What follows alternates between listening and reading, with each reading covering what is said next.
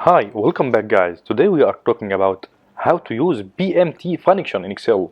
Why would you want to know how to use PMT function in Excel? Well, maybe you want to know the monthly payment of a loan payment. So today I am going to show you how to use PMT function in Excel. Let's start.